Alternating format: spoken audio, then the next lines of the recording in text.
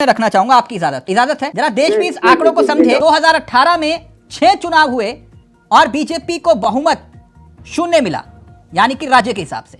2019 में 7 चुनाव होते हैं, बीजेपी को बहुमत 1 राज्य में मिला, अपने दम पर सरकार बनाई। 2020 में 2 चुनाव होते हैं, बीजेपी को बहुमत महज 0। 2021 में 5 राज्यों में 5 चुनाव हुए और बहुमत 0, मतलब अपने दम पर सरकार नहीं बन पाई।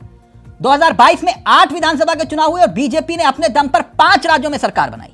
और 2023 में 8 चुनाव हुए, बीजेपी बहुमत 5 राज्यों में और इसके बाद एक स्थिति और आती है। 2018 में 21 राज्यों में बीजेपी की 71% आबादी पर शासन था, लेकिन 2023 में 45% आबादी, महज 45% आबादी पर बीजेपी का शासन। देश के मानचित्र पर ये आंकड़े बताते हैं कि आप राज्यों में कमजोर हुए। आंकड़ा मैं पूरा कर देता हूं। अभी मौजूदा वक्त में बीजेपी की 15 राज्यों में सरकार है।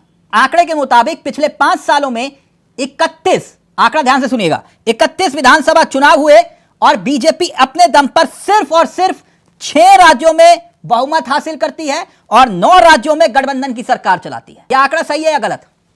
जैन साहब। नहीं, आप आंकड़ा सही प्रस्तुत कर रहे हैं। तो फिर आप मजबूत कहां हुए सर? देखिए चावला जी कि तमाम सारे राज्यों में एंटी इंकम्पेंसी भी होती है।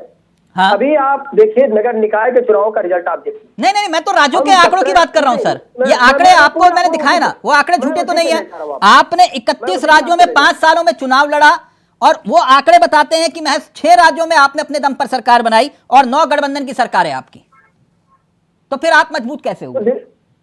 देखिए चावला जी, जो क्षेत्रीय दल है उनको नकारा नहीं जा सकता है। 2018 में आप 21 राज्यों में बीजेपी का शासन था 71% आबादी पर, लेकिन अब 2023 में ये आंकड़ा पहुंच गया महज 45%, यानी कि विपक्ष के पास ज्यादा जनसंख्या आबादी पर शासन है। मैं ये कह रहा हूं आपसे, क्या ये चिंता की बात नहीं है आपके लिए?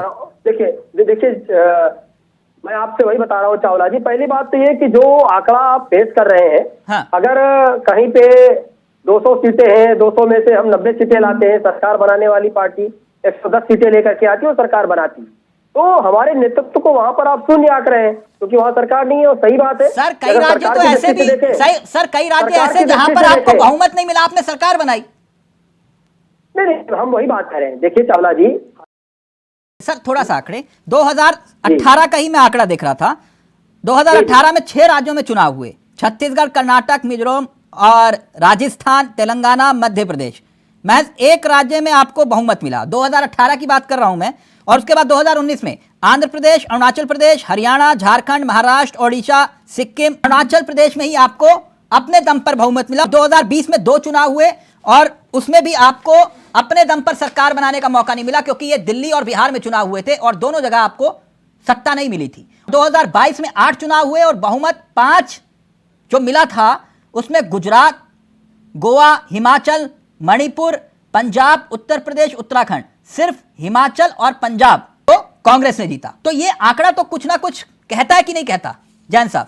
तो ये केवल और केवल आभा मंडल बना रहे हैं, ये किसी के साथ खुद जो है गठबंधन नहीं चाह रहे हैं। जरा देश की जनता का ज्ञानवर्धन करिएगा कि आपके पास गठबंधन के कितने अलायंस है मौजूदा वक्त में? देखिए बहुत अच्छा सवाल है चावला जी, लेकिन आप एक चीज समझिए कि गठबंधन तो कांग्रेस का, समाजवादी पार्टी का उत्तर प्रदेश में हुआ था। नहीं, आप मुझे घुमा रहे हैं जैन साहब। मेरे सवाल को ध्यान से सुनिए जो मैंने पूछा आपसे। मैंने ये पूछा मौजूदा वक्त में आपके पास कितने गठबंधन के सहयोगी हैं? मैं वही बता रहा हूँ, हमारा गठबंधन चल रहा है जिनसे भी है। जिनसे भी कौन है वो सर? का जवाब दे रहे हैं। कौन? जो भी पार्टियों के साथ हमारा गठबंधन है। नहीं, वो कौन सी पार्टी है मैं जानना चाह रहा हूँ। जरा देश की जनता को बताइए ना, पंजाब में आपका गठबंधन का सहयोगी कौन है, बताइए सर। अभी सुन लीजिए चावला जी। महाराष्ट्र में आपका गठबंधन का साथी कौन है सर, बताइए ना।